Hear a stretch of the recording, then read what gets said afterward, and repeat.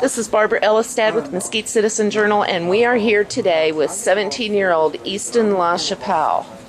And you are going to see some amazing things from this young man.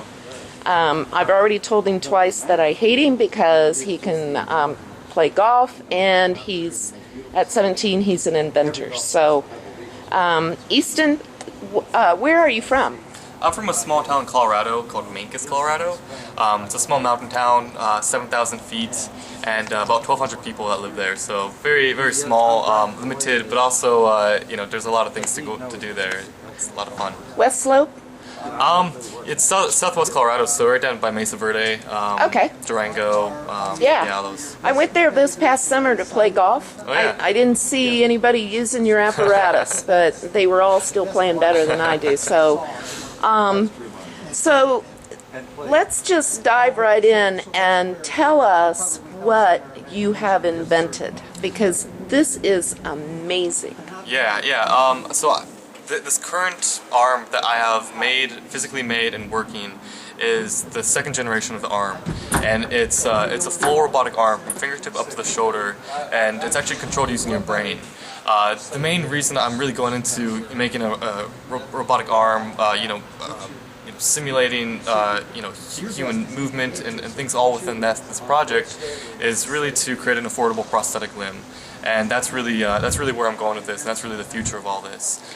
Where did you get the idea or the inspiration to do this? Yeah. Because you have both arms and both legs. Yeah, right. So it all kind of started when I was 14, and I started working in my bedroom. I was just thinking, let's make something. I was bored in the small town, so I wanted to make something. I wanted to make something cool.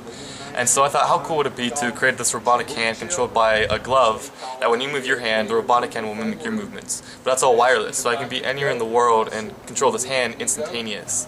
And, to me that was cool. Being 14, it was just fascinating. So I could get one of these and it would cook for me?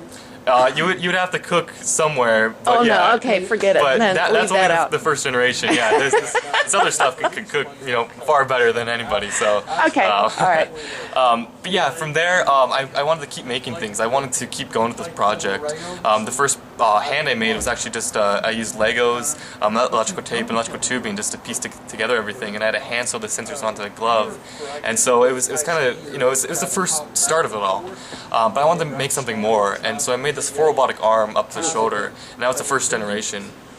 Now, again, that was just cool. I wanted to do this for fun, and I took this into the science fair in Colorado, and this moment happened. I was at the state science fair, and this small 7-year-old girl came up to me, and she had a prosthetic limb from the elbow to the fingertip with one motion and one sensor.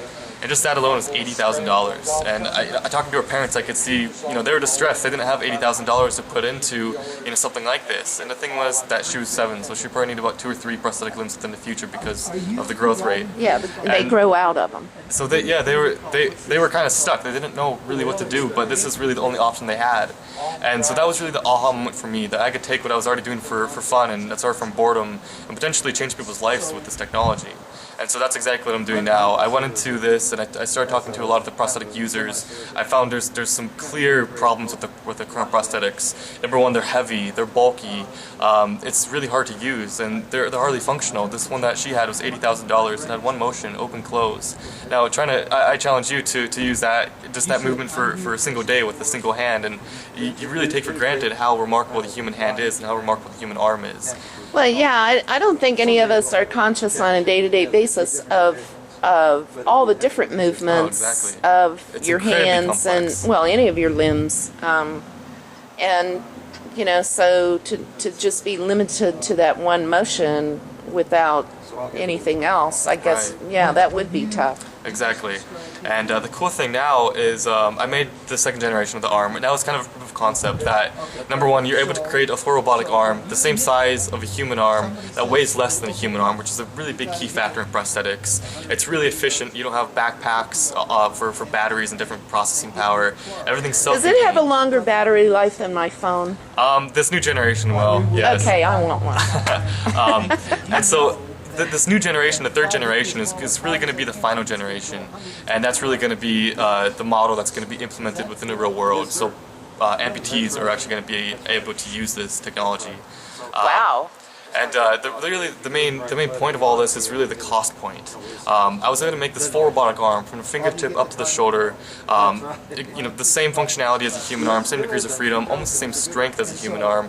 That's controlled using your brain. That's completely external and completely wireless. And I was able to make all that for $400. Now $400 from 80,000. Yeah, and so that's really okay. So the $80,000 arm comes from the government. I knew it. Okay, got it. Government prosthetic limbs are even more expensive, but yeah, it's a business, and there's no competition out there. With something like what I'm making, I could easily top them and sell it for $250,000, and people would still buy it just because there's nothing else like it.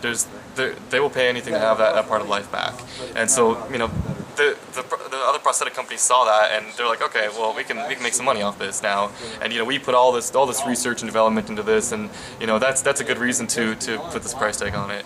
And you're kind of going in the wrong direction. The goal for this is, for me, is to help people with this. Yeah. And you're not helping anybody by sending them a bill every month for thousands of dollars for the rest of their life. Yeah.